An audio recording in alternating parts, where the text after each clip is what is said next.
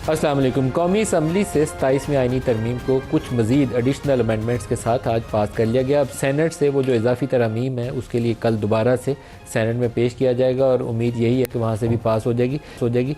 जब last time senate ने इसको पास किया तो दो अफराद जो थे, एक पाकिस्तान तहरीक इंसाफ से और एक JUI से, उन्होंने पार्टी लाइन क्रॉस की और अब इंटरेस्टिंग पोजीशन ये है कि उसमें से एक सैनेटर जो थे वो हाउस में खड़े होकर वोट करने के बाद, क्योंकि पाकिस्तान का आइन ये कहता है कि आप पार्टी लाइन के ख़िलाफ़ वोट नहीं कर सकते, तो उन्होंने उसके बाद अनाउंस कर दिया कि मैं रिज़ाइन कर रहा हूँ अपनी पोस्ट से।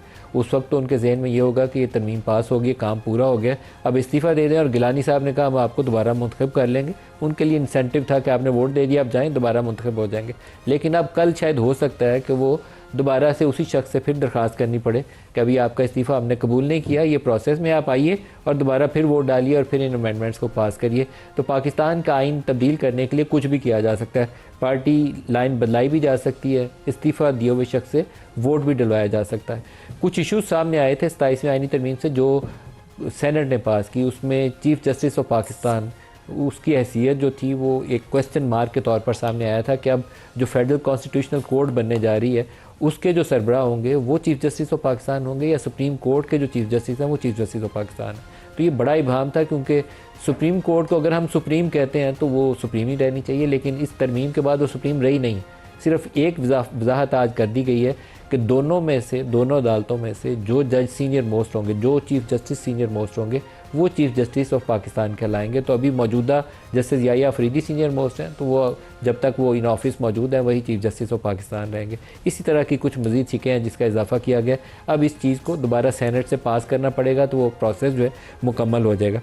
Field marshal, marshal of the air force and admiral of the fleet, ये नेशनल हीरोज़ तस्वर होंगे। चीफ़ ऑफ आर्मी स्टाफ जो हैं वो बैक वक्त चीफ़ ऑफ डिफेंस फोर्सेस भी होंगे। मतलब वो तीनों फोर्सेस जो हैं बेसिकली, जो इंडिया में एक ऑफिस है चीफ़ ऑफ डिफेंस स्टाफ वाला, CDS वाला, उसी तरह का एक ऑफिस अब पाकिस्तान ने क्रिएट कर लिया। और चीफ़ ऑफ डिफेंस फोर्सेस, वो जो आर्मी चीफ़ है वो बैक वक्त चीफ़ ऑफ डिफेंस फोर्सेस भी होंगे और वो तीनों फ़ौज के सरबराह बन जाएंगे। इसके ऊपर जो कॉन्सेप्ट हमें दिया गया है वो ये है कि जॉइंटनेस के लिए, सिनर्जी क्रिएट करने के लिए, मैं ये वही अल्फाज दोहरा रहा हूँ। जब मैं तरमीम की वजाहत पूछता हूँ तो मुझे वजाहत बताई जाती है कि इस काम के लिए इस ओहदे में ये तरमीम की गई है। फील्ड मार्शल को आर्टिकल 248 के तहत कानूनी इस्तिस्ना हासिल होगा। सुप्रीम कोर्ट के आज खुद नोटिस के इख्तियारात ख़त्म किए जा रहे हैं। आज खुद नोटिस के इख्तियारात आइनी अदालत से सबूत करने के हवाले से भी कोई तरमीम आई है सामने। प्रोग्राम में अपने मेहमानों से उसकी भी वजाहत जानेंगे कि क्या क्या चीज़ें सामने आई हैं। प्रोग्राम का कॉन्टेक्स्ट है जी, इसके ऊपर एक बिलावल भुट्टो की स्टेटमेंट आपको दिखाते हैं और फिर प्रोग्राम को आगे बढ़ाते हैं। दिखाइएगा उन्होंने क्या कहा। चार्टर डेमोक्रेसी के नामुकम्मल वादे थे वो हम मुकम्मल करने जा रहे हैं। कॉन्स्टिट्यूशनल कोर्ट बनाने जा रहे हैं। फील्ड मार्शल की रैंक को, ओहदा को आईनी तहफ़्फ़ुज़ दिलवा रहे हैं। नया आईनी अदालत में तमाम सूबों का बराबरी का नुमाइंदगी होगी। अब इस आईनी तरमीम के बाद कोई सुओ मोटो नहीं होगा। कोई जज चाहे वो जहां भी बैठा हो वो अज खुद कोई नोटिस नहीं लेगा। मैं ऑपोजिशन को बाकायदा दावत देता हूं, सियासी मैदान ना छोड़े, पार्लियामान का मैदान ना छोड़े और सियासी जमातों के दरमियान जो राब्ता है वो ना सिर्फ शुरू होना चाहिए, उसमें तसलसल चलना चाहिए। मैं हुकूमत से रिक्वेस्ट करना चाहूंगा आगे जाके ना कोई आईनी तरमीम, ना कोई लेजिस्लेशन सरप्राइज के तौर पे सामने आना चाहिए। इस असेंबली जो आपको ताकत दिलवाता है उसका एहसास करे। बिलावल भुट्टो 184 के ऊपर बड़े उन्होंने जोशीले अंदाज में कहा कि अब कोई जज सो मोटो नहीं लेगा। जो पब्लिक इंटरेस्ट लिटिगेशन है इंडिया के अंदर, इसको बड़े पैमाने पर इस्तेमाल किया गया अवामी मफाद के लिए, बेसिक फंडामेंटल राइट्स के तहफ़्फ़ुज़ के लिए, और बहुत अच्छे से इस्तेमाल किया गया। पाकिस्तान में इसको इस्तेमाल किया गया सियासी हुकूमतों को फ़िक्स करने के लिए। इफ्तिखार चौधरी को PMLN ने इस्तेमाल किया पीपल्स पार्टी की कमर तोड़ने के लिए, और या इस्टेब्लिशमेंट ने कह लें उस वक्त की इस्तेमाल किया, या दोनों का एक मुश्तरका ये प्रोजेक्ट था। इफ्तिखार चौधरी ने पीपल्स पार्टी को बहुत नुकसान पहुँचाया और बाद में यही काम PMLN के साथ किया जस्टिस साकिब निसार ने और बंदयाल साहब ने। 26 आइनी तरमीम के ऊपर बंदयाल साहब ने एक इंतहाई मुतनाज़ा फ़ैसला दिया। पंजाब असम्बली के हवाले से। और फिर उसकी दुरुस्तगी के लिए जस्टिस काजी फ़ायज़ ईसा ने इंतहाई कंट्रोवर्शियल एक टाइम सेलेक्ट किया जब 26वीं आइनी तरमीम की राह हमवार करनी थी। तो उन्होंने अपनी रिटायरमेंट से चंद रोज़ पहले वो फैसला करके 26वीं आइनी तरमीम का रास्ता खोल दिया, जिसके नतीजे में जस्टिस मंसूर अली शाह जिन्होंने चीफ जस्टिस बनना था वो चीफ जस्टिस भी नहीं बने, बल्कि जस्टिस याहिया अफरीदी उसके बाद चीफ जस्टिस बने। तो पाकिस्तान में ये जो 184 वाले इख्तियारात है ना, इसको ख़त्म तो नहीं करना चाहिए था, रहना चाहिए था, लेकिन उसका तरीक़ाकार वाज़े होना चाहिए था कि कहाँ से शुरू होते हैं, कहाँ ख़त्म होते हैं। अवामी मफाद, फंडामेंटल राइट्स, ह्यूमन राइट्स, उसके तहफ़्फ़ुज़ के लिए कि अगर सियासी हुकूमतें या इस्टेब्लिशमेंट के ऊपर किसी की शिकायत है तो उसको एड्रेस करने के लिए, उसके हकूक़ का तहफ़्फ़ुज़ करने के लिए सुप्रीम कोर्ट अंदर आए, ना कि सियासी हुकूमतों को बनाने और गिराने के लिए वहाँ सुप्रीम कोर्ट के कंधे का इस्तेमाल किया जाए। तो ये पाकिस्तान की सियासी तारीख़ में ये अच्छे वाक़यात नहीं हैं। इसी तरीके से सदर के लिए लाइफ टाइम इम्यूनिटी, उसका इस्तिस्ना का तसव्वुर जो है वो इस आइनी तरमीम के ज़रिए दिया गया है। ये किसी डेमोक्रेसी के अंदर इस तरह का लाइफ टाइम का इस्तिस्ना ये काबिल कबूल अमल नहीं है, ये नहीं होना चाहिए था, लेकिन किया गया। और सियासी लोग उसकी हिमायत में बोलते हैं कि वो कहते हैं ये रहना चाहिए। तो अपने मेहमानों से इस पर भी पूछेंगे कि इसकी क्या जस्टिफिकेशन है। आज जो हमारे साथ मेहमान शख्सियात हैं, दानियाल चौधरी साहब हैं, पार्लिमानी सेक्रेटरी इत्तलात हैं, रहनुमा PMLN से, आपको खुशामदीद कहते हैं प्रोग्राम में। सेनेटर परवेश खान पाकिस्तान पीपल्स पार्टी की रहनुमा हमारे साथ हैं, और सेनेटर हुमायूं महमूद साहब हैं, रहनुमा पाकिस्तान तहरीक इंसाफ के। सबको वेलकम करते हैं प्रोग्राम में।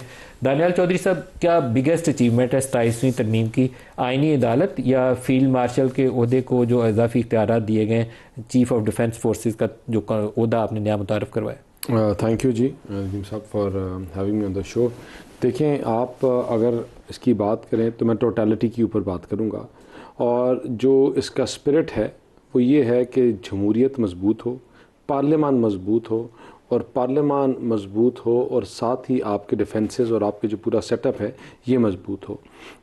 इसमें जो सबसे मजबूत कैसे हुई है? देखें, आपने सबसे पहले जब 184 के ऊपर आपने बात की कि यहाँ बैठी हुई हुकूमतें, चलती हुई हुकूमतें जो मईशत को बेहतर कर रही थी, जो पाकिस्तान को चला रही थी, और उनको घर भेज दिया गया सिर्फ एक लेटर के ऊपर, किसी को बेटे से तनख्वाह ना लेने के ऊपर, किसी को शक्ल ना पसंद होने के ऊपर, या किसी को कोई और वजह उठाकर।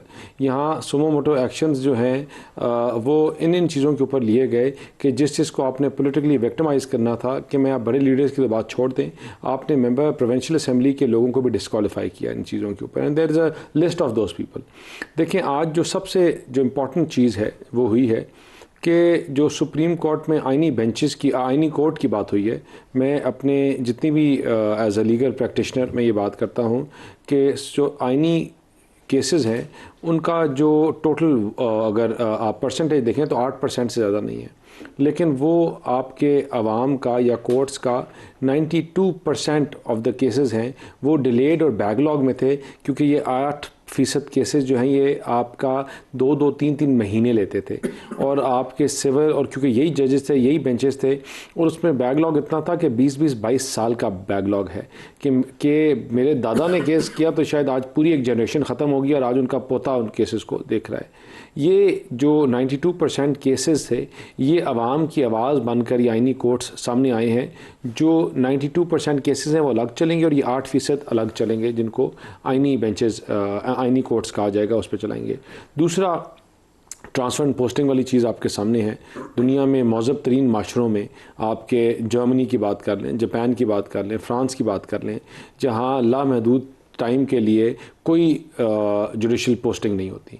पीपल आर ट्रांसफर्ड और उनको मूव किया जाता है। उनको आप या मैं मूव नहीं करते, उनको वही लोग मूव करते हैं जो उनको इलेक्ट करते हैं, जो बॉडी उनको चूज़ करती है वही उनको मूव भी करती है। इसकी रीज़न क्या है कि इट्स ह्यूमन नेचर कि आपके लाइक्स और डिसलाइक्स हो जाते हैं। ह्यूमन नेचर के आपके कज़न्स, नेफ्यूज़, लॉयर्स, चेंबर्स के जो लोग हैं वो अपना एक माफिया वहाँ बना लेते हैं।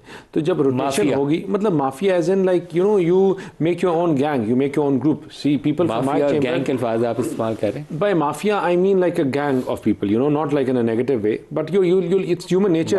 अगर आप कि अगर आप एक मतलब आप सबसे ज़्यादा आई थिंक अगर आपका कोई आप सिस्टमैटिक या आप एक वो देखेंगे तो जो एक इदारा है वो फौज है, और उसमें भी 3 साल के बाद you are sent to different positions, even if you have served और you have delivered in the best possible way. तो आपका उस चीज़ को अवॉइड करने के लिए, not in negative terms but this is human nature.